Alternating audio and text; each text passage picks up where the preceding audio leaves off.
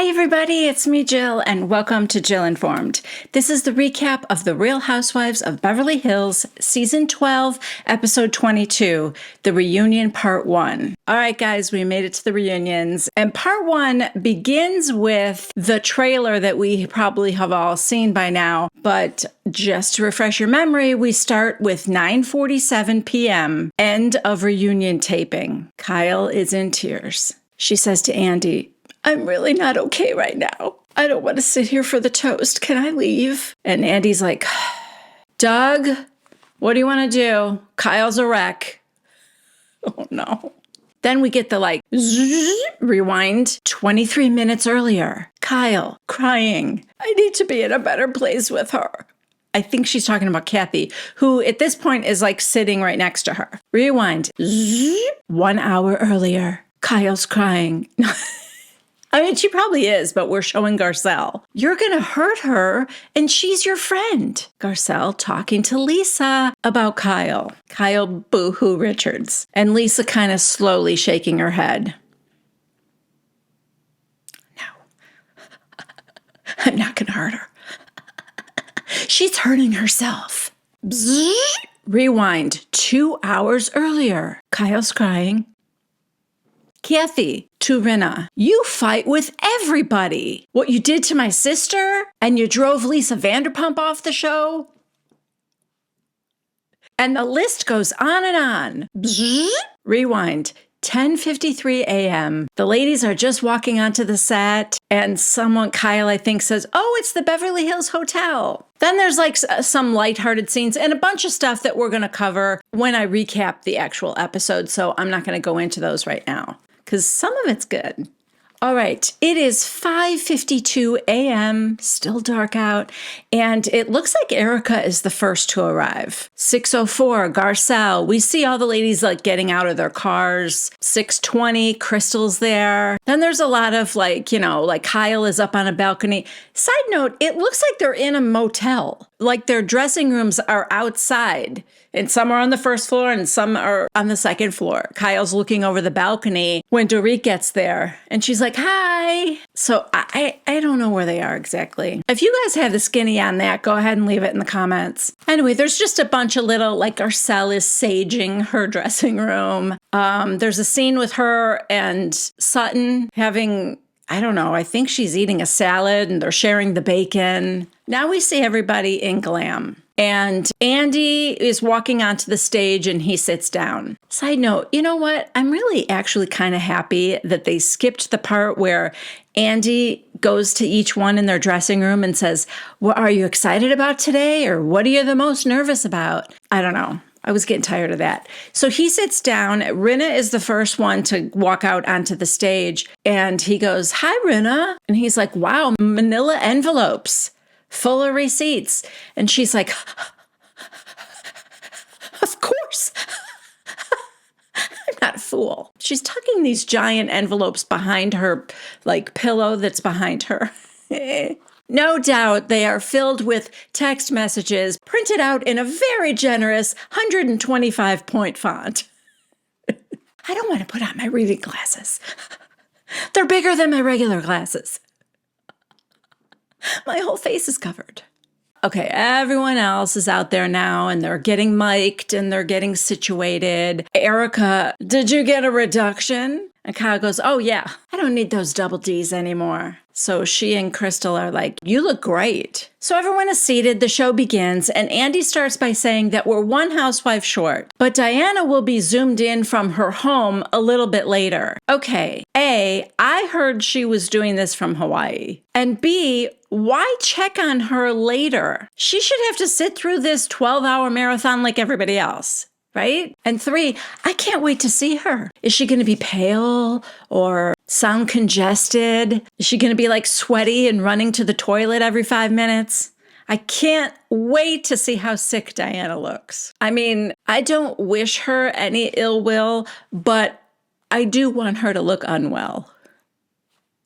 Just saying. Just give me a little crumb so that I can kind of believe that you're really sick. Okay, Andy goes around the room, greeting each lady.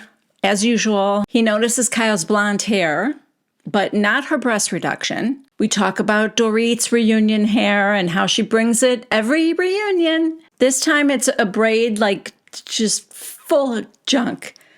Looks like she was walking through the house and like just things got caught up in her braid.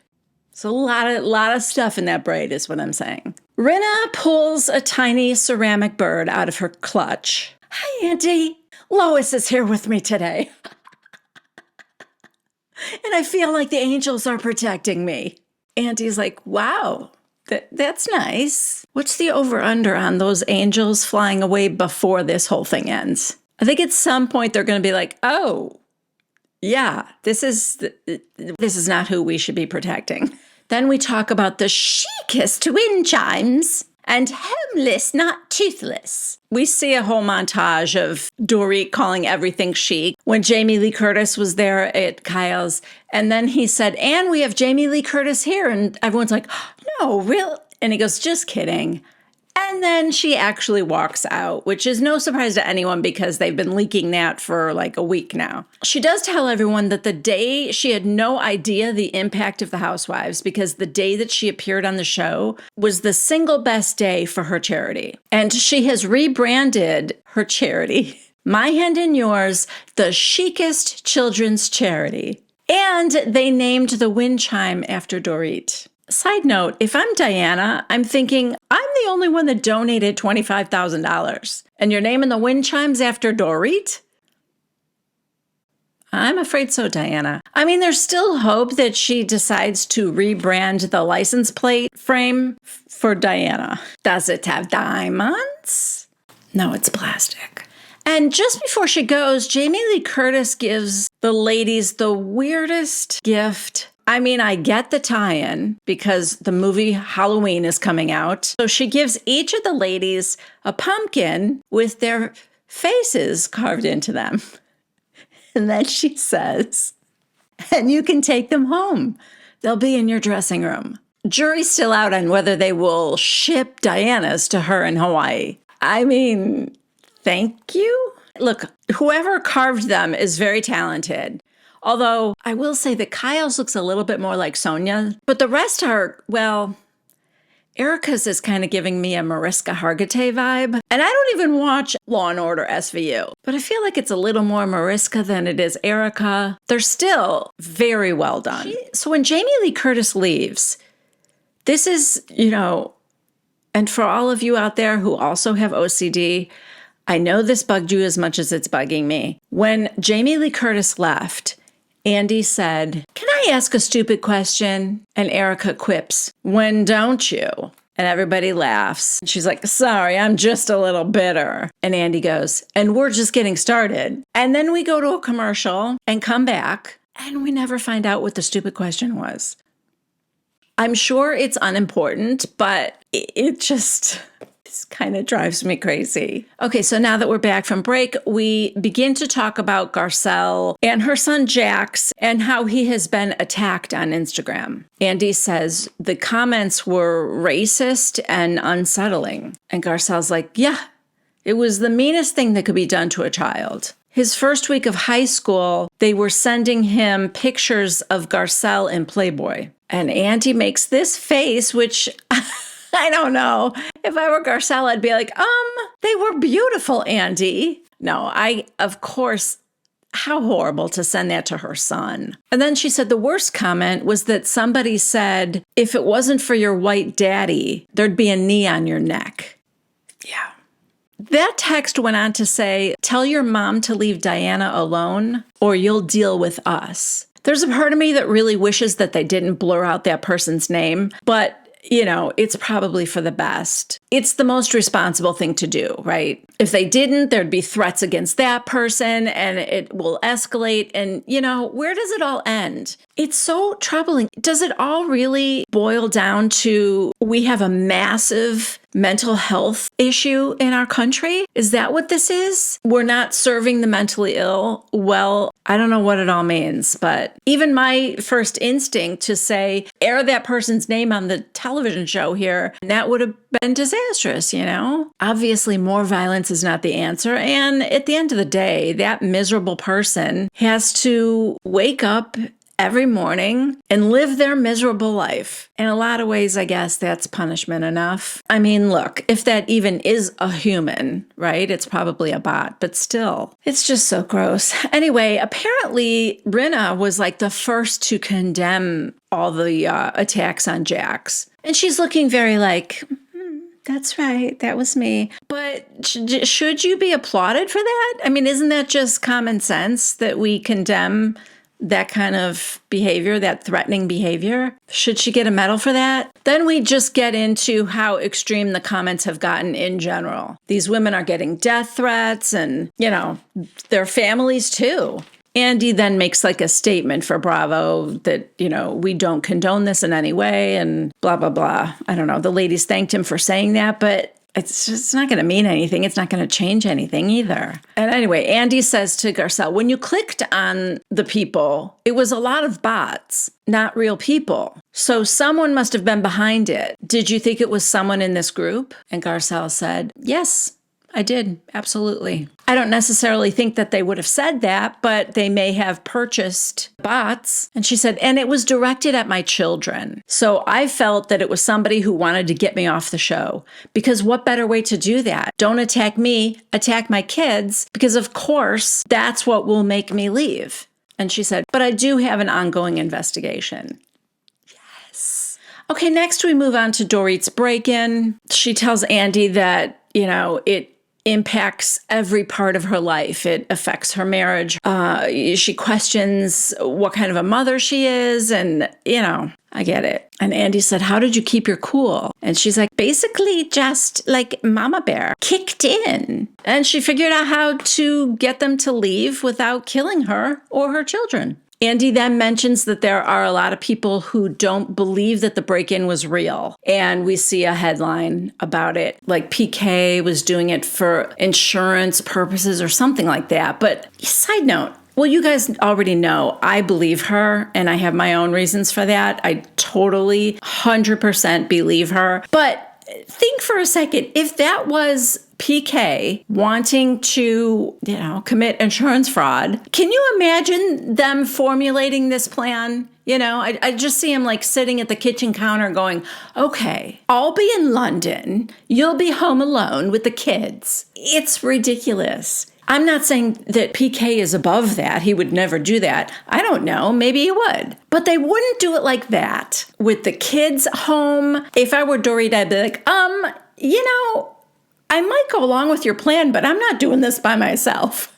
You're going to be here. And the kids are going to be somewhere else. Also, there's just better ways to do it. The whole thing about them leaving her phone, which everyone finds so unbelievable, where she talked them into leaving her phone and he said, I'll put it by the gate. And no one believes that. That's so unbelievable. Well, unbelievable things happen. I will tell you that. I know from experience, sometimes unbelievable things happen. And if it was fake and it was a plan, the plan wasn't going to be so lame that the guy leaves the phone.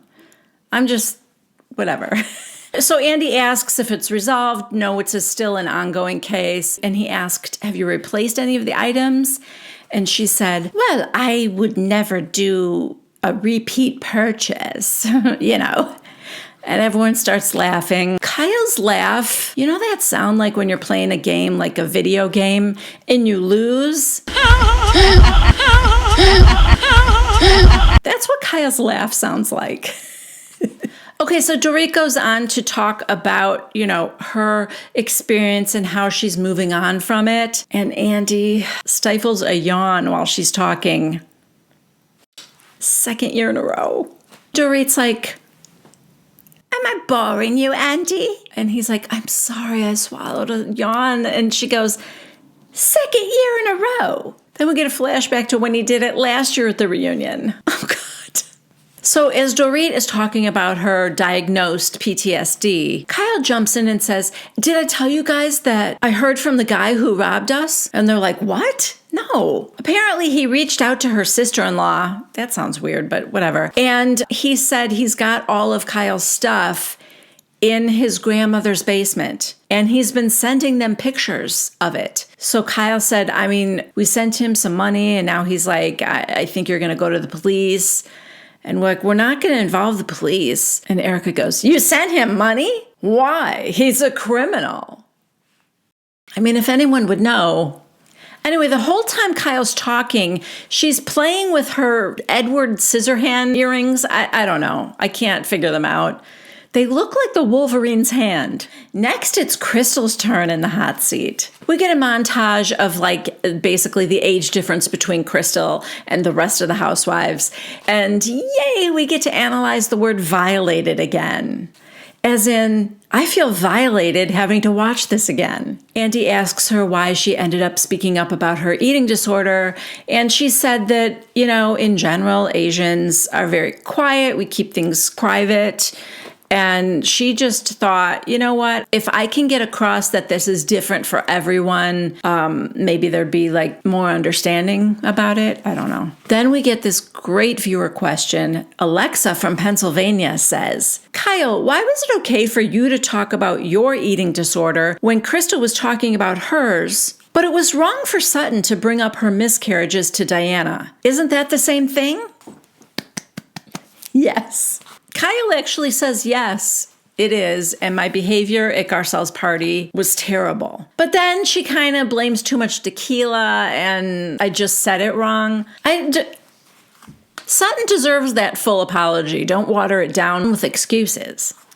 Next viewer question. Erica, why on earth would you tell a person with an eating disorder to take laxatives? Erica, no. I said that's what I would do. I thought I was empathizing. Yikes. If that's what she thinks empathy is, then maybe it's for the best that she's not empathizing with the widows and orphans. She'd probably make it much worse. Andy goes, well, you did follow that up with, and you can't have any of these chicken nuggets. Erica, well, that was a bit later. And of course, my smartass said you can't have chicken tenders. What? I did it. It was the wrong thing to do. Okay, so no apology. Just, that's me.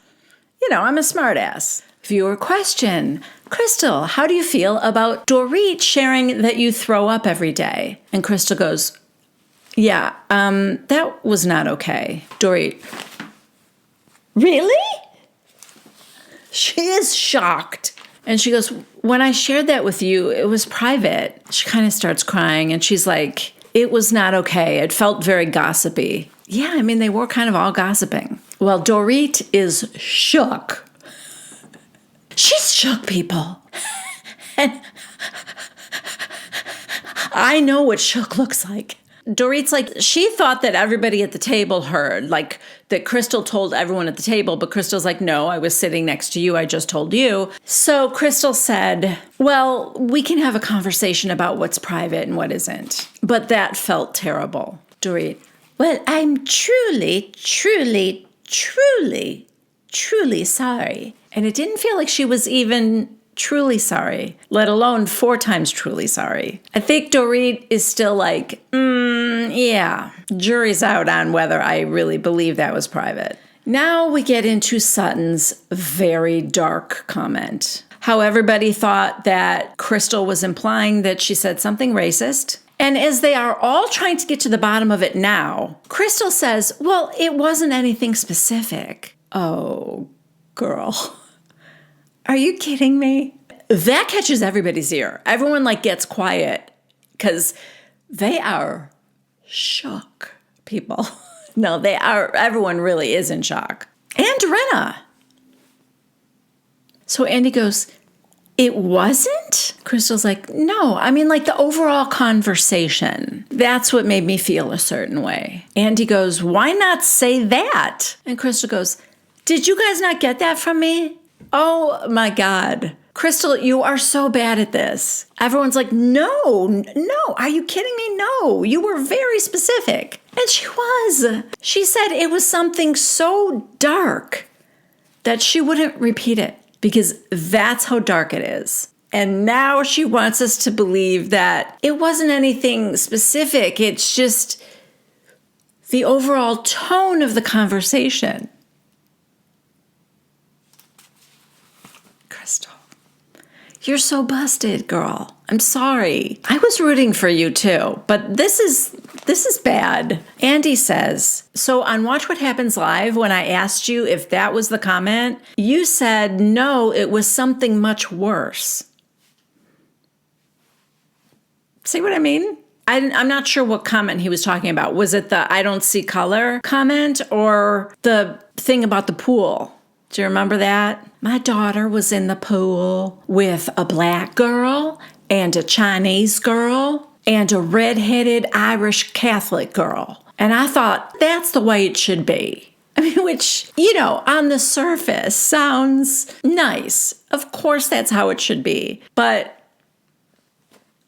Sutton probably says 1,000 little microaggressive comments all the time like that, Also, I should say, aren't you the person that doesn't see color? How did you know there was any difference between those other girls in the pool and your daughter? Anyway, I'm not sure what Andy's referring to when he says, you said it wasn't that comment, it was something much worse. Is it the pool comment or the I don't see color comment? Not sure. Crystal just says, well, that wasn't the comment I was referring to. Guys, Crystal is just backpedaling like crazy here. She's trying to wiggle her way out of what really seems to me like it was a lie at the time, making it sound like Sutton said something and she never did. Or it's just hyperbole, how she sort of exaggerates for effect. I don't know what it was, but she is trying to pretend none of that happened. And she falls into this was my experience conversation. I think that's her way out of things. Look, it's how I felt, so you can't tell me how to feel. You can't tell me my feelings are wrong. They're my feelings. So that's her ace in the hole. That's her way out of this. She felt like Sutton said something very dark. So dumb. And also, you can't do that on TV, Crystal. I think that's what the big issue is. Andy asks Crystal if she thought the pool comment was offensive, and she said yes. But you guys don't have to. So again, that's kind of like, you don't have to agree with my feelings, but my feelings are valid. Although in that case, I do understand it. Imagine, whatever race you are, it would be like imagining for me that somebody said, yeah, my kid was in the pool and she had a little white girl in the pool with her. And I thought, that's fine. That's how it should be. I'd be like, okay. Right? Wouldn't you feel offended by that? Like, oh, how big of you to allow the white girl to swim in the same waters as your child. If you think of it like that, you can 100% understand how Crystal felt. So finally, Andy asks Sutton to speak up on this. And basically all she says is she's learning and she finally understands that she may have said things wrong. And since that, she and Crystal have been working on their friendship. And that since she and Crystal have worked through it, the other ladies should let it go and be supportive. Rinna, why? Why make that okay? And Crystal's like, why can't she and I be okay with each other? And Andy goes, look, I think it's great that you two are okay. But I feel like I had to go through 3 episodes wondering what the dark comment was. And Crystal goes, maybe it's a learning experience. Andy goes, the learning experience seems to be don't accuse someone of saying something very dark on television. Dory, who's still a little frosty from the last exchange with Crystal, she points out that the reason it got brought up, the reason Crystal brought it up in the first place was because Garcelle said to her, I feel like Sutton could say anything and you'd have a problem with it. And so in an effort to look good, Crystal said, oh no, there were other things that were very dark. And Garcelle's like, yeah, you made it sound like she said something that would make me question my friendship with her. That's why I'm like, just tell me what it is. So anyway, this whole line of questioning, which is just very, very bad for Crystal, ends with her saying, this was my biggest regret, not just on this show, but in life. Rinna's not sure about that. Either that or one of her angels just flew away. Now Andy says, after Crystal said that she didn't feel like she was in a safe space, Kyle called her a dramatic millennial. Kyle, what did you mean by dramatic millennial? And isn't that redundant? Kyle, I just thought words like violated and I don't feel safe were very dramatic. Crystal, Kyle, didn't you say that you felt violated when someone broke into your home? Kyle, yeah, but someone broke into my home. They didn't bring me a jacket. Oh, sick burn. Crystal, part 1 is not your part, girl. She goes, but why did you have to spend weeks harping on someone's word instead of asking them their experience? Rin is confused. Crystal's like, why didn't you get to know me better? Maybe that was my truth. And Kyle's like, yeah, but your truth wasn't true. Yeah, it really wasn't. Sutton probably said something a little problematic, but not very dark. Andy asked Crystal if she thinks that Michael Jackson is problematic, and she said yes. Erica, why? What do you mean why? I don't think you could walk outside without having heard about the pedophilia allegations. Erica, I heard the accusations, but why? He beat the case. He beat the case. Oh my God. It's all just about winning in court for you now. That's crazy. Tom could beat the case too, but that doesn't mean that he didn't victimize people who had already been victimized. I don't even know what case she's referring to exactly, but a good lawyer can get a serial killer off scot-free. That doesn't mean they didn't do it. Viewer question. I really want to know what Crystal did to get 14 of her friends mad at her. I believe it too, because 14 is such a specific number. And Garcelle kind of chuckles. That is specific. Crystal, actually, Rinna gave me some great advice. Huh? Rinna? Lisa, which I usually do. I'm great at advice giving. When I'm not shook. And she goes, I said, I've been dealing with some women that are suddenly not talking to me since I've done the show. And she said, get ready. This is the beginning. I did. I told her to get ready. Lois. I brought Lois. Lois is in my purse. Kyle, some of those people were asked to be on the show, though. And Crystal goes, that's why. So that's what I'm saying. Oh my God, Crystal, you're saying they were mad at you because they were asked to be on the show? That makes no sense. And Kyle goes, you said since you've been on the show, you noticed these women are not talking to you. Crystal, it's before I was on the show. Okay, see, I can see this two ways. First of all, she did say, since I've done the show. But yes, it is possible that she meant since I agreed to do the show or since I signed on to do the show. But this could have been before she filmed the first episode. I can see where there's a little wiggle room there for misunderstanding. But Kyle's point was, it sounded like Crystal was trying to say that these women stopped talking to her because she was doing the Housewives show. And Kyle was saying, some of those women were also asked to be on. So it isn't like they were jealous of you because they too were asked. They declined or whatever. I don't know. I just feel like Crystal backpedals and then she does that double speak thing that where she's talking a lot but she's really not saying anything. That's kind of her go-to move. So Kyle's like, you said since you've been on the show you noticed these women, and she goes, it's before when I got the show. Kyle, didn't you just say after I did the show they got weird? Crystal, yeah, after I did the show, after I said yes to the show. Kyle, that's confusing. Which it is confusing. Andy starts to give another question. Crystal, how is that confusing, Kyle? Because you said it, Crystal. That's how it's confusing. Jeez. I feel like she makes things so much harder for herself. By the way she says things, the roundabout way she says certain things, she makes it so murky and up for interpretation. And I don't know.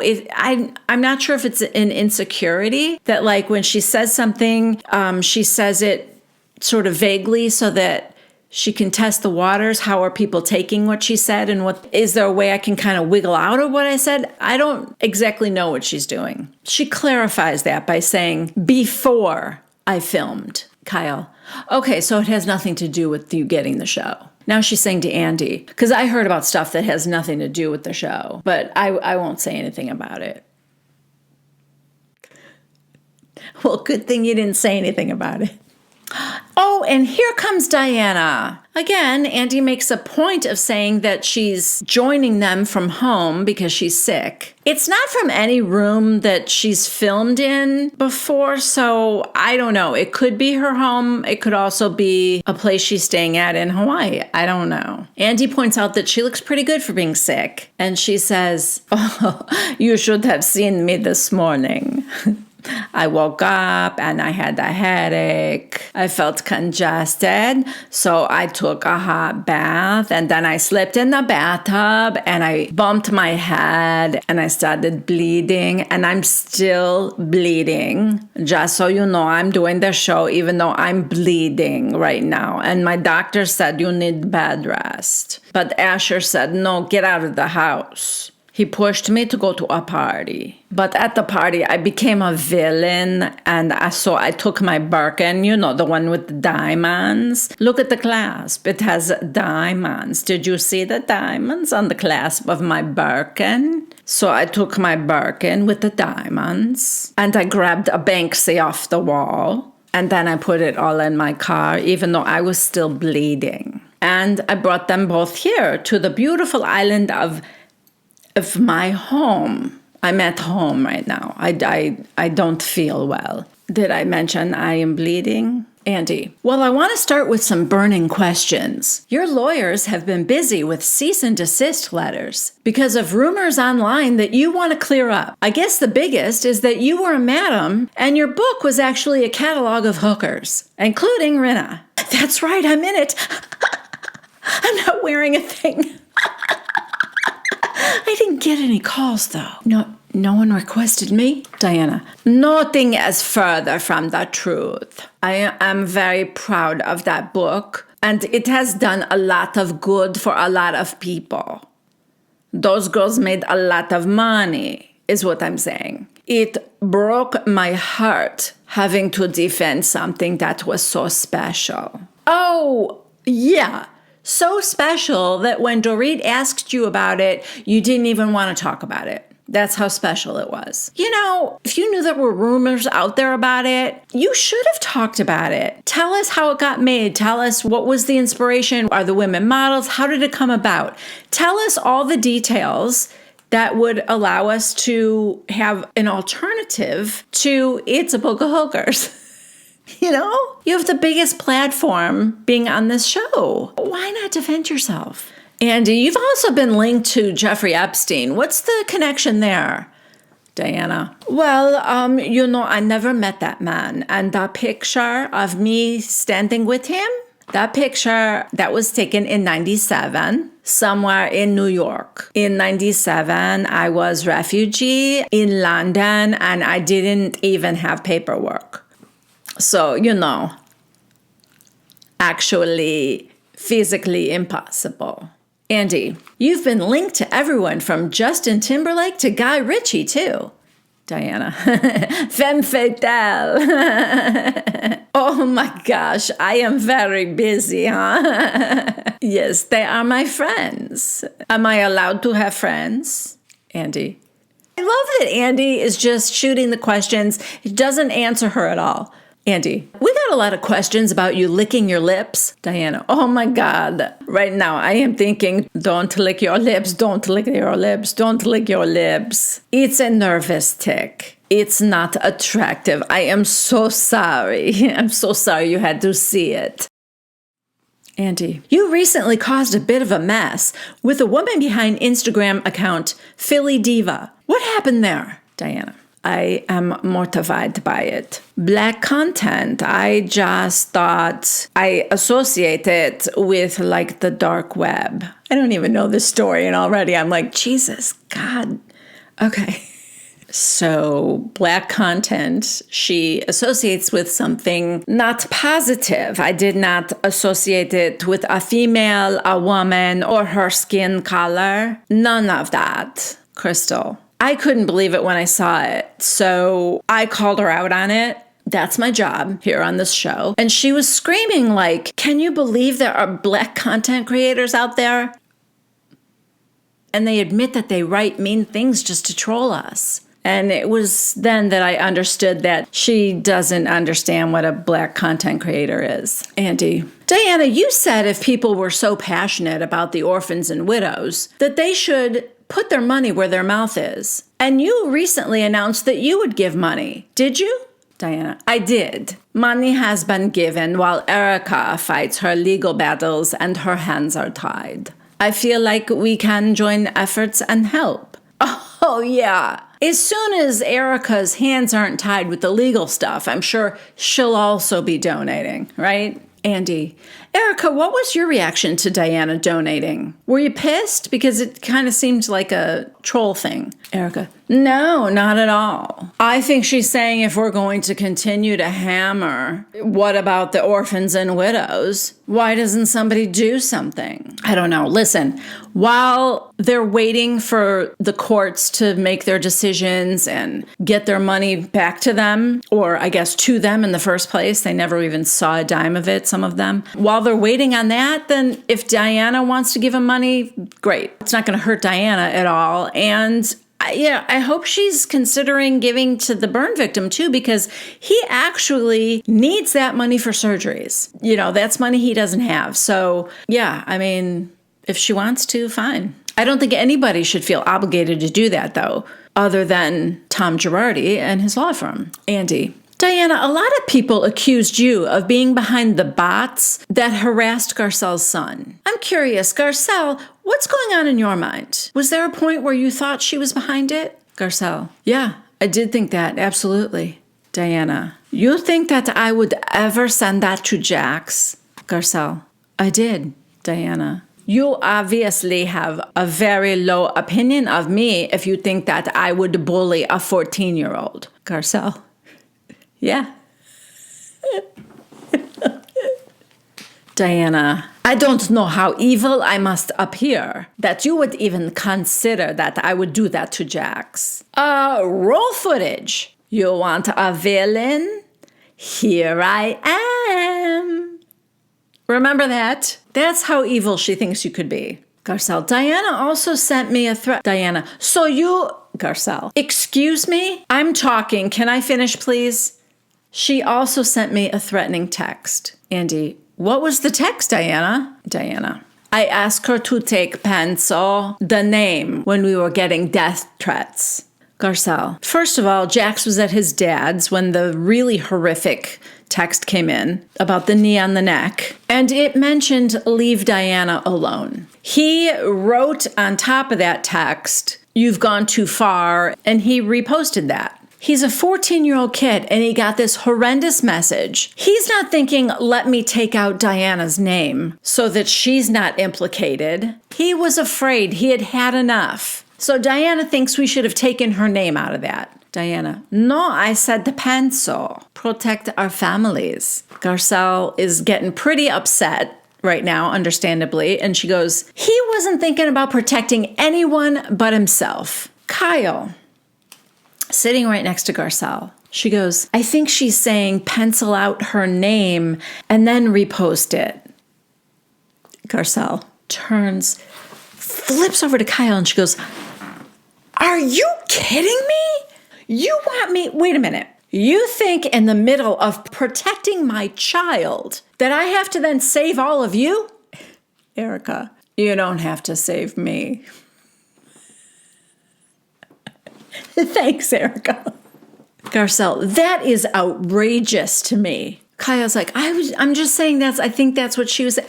Kyle, the whole point is, why are you saying anything? Why would you say anything in defense of Diana to Garcelle? That, unless you've had too much tequila right now, I'm not sure what you did in your motel room, dressing room, but unless you're going to blame it on too much to drink, this is very reminiscent of what you did to Sutton at Garcelle's birthday party. Defending Diana, she had a miscarriage. We don't know that you did. I guess Kyle didn't learn her lesson. Okay, why would you step in to defend Diana? I don't get it. So anyway, Garcelle says, that is outrageous to me. And Diana said, I do understand, sweetheart. But what I'm telling you is we got death threats. In my country, when you issue threats, those are actual threats. Garcelle, well, your threat to me was an actual threat. So now Andy asks her what was the threatening message. And Garcelle said, it was basically, if anything happens to my family, I'm coming for you. So then we see it up on the screen, and it says, believe me when I say, if anything happens to my children, you will be legally responsible, and no Bravo contract will stop me. I guess by making Cherie take down my birthday post, you wanted to solidify me as racist and actually ruin my life. So Diana is trying to say it was just a legal threat, not a physical threat. Garcelle, a threat is a threat. Diana, no, Garcelle. My family has been murdered. Murder is murder. And when somebody says they're going to stab your daughter or your son with a knife, that is a threat. And it is not a cease and exist. It is very different when my lawyer calls you or someone takes a gun and points it at you. Yeah, I mean, I get it. Diana's trying to say that where she comes from, threats could actually end your life, and that she was just threatening legal action. So Garcelle has had enough, and she's like, I'm not talking to her anymore. Then Andy says the weirdest question to me. Garcelle, if Diana were here today, what would you want to say to her? I mean, she's right there. She's been talking to her. That felt weird. Anyway, Garcelle goes, I'd want to say, why are you so obsessed with me, Diana? Because you're gorgeous. And Garcelle just like glares at her. Andy goes, that's not how you meant it, is it? How did you mean it? And Garcelle goes, she's targeting me on social media every day, almost twice a day. I don't want you to harass me on social media. I haven't harassed anybody. We see some of the posts that Diana has made. And Garcelle said, I don't hate you, Diana. I just want you to leave me alone. And that is the end of part 1. Yeah, I used to say that I always thought the formula for reunions was part 1 would always have some exciting stuff at the beginning, and then part 2 would be kind of, I don't know, like would be a little bit boring. They might stretch out a few conversations and stuff. And then part 3 was where you would get like all the really exciting stuff, the questions everybody wants the answers to and all that kind of thing, so that they could end strong. But then we had like New Jersey last year that needed 4 reunions, and all 4 were filled with really good content. I'm thinking that this year, all 3 of these reunions are going to be pretty juicy. You know, honestly, I'm glad we got the Crystal stuff out of the way. I was so tired of the violated and the very dark stuff. At this point, I'm actually honestly thinking that Crystal can go. I thought she was team Sutton and Garcelle, and I thought she was an ally to Sutton and Garcelle, and that's why I wanted her to stay, because it just, the balance needed to be evened out a little bit. But Crystal's on the other couch? Did that like Rinna. I don't understand that. And then I think I heard something like on social media, maybe things aren't so great between Crystal and Sutton and Garcelle. So if Crystal has jumped ship and gone to the dark side, then for sure she can go. Will I miss Rob? Of course. I think we're all going to miss Rob and the good work that he does for the 3-way community. But yeah, it might be time. Anyway, next week should be good. I think part 2 is going to get Kathy Hilton, so that'll be good. That's it for me, guys. Thank you so much for joining me. Please give this video a thumbs up if you liked it. If you haven't yet subscribed to my channel, please consider doing so. And if you are an Amazon shopper, please see one of my links in the description box below. Click on any one of the links and buy whatever you want, and I will get a small credit for that. Okay, that's it. I love you guys, and I will see you next week. Bye.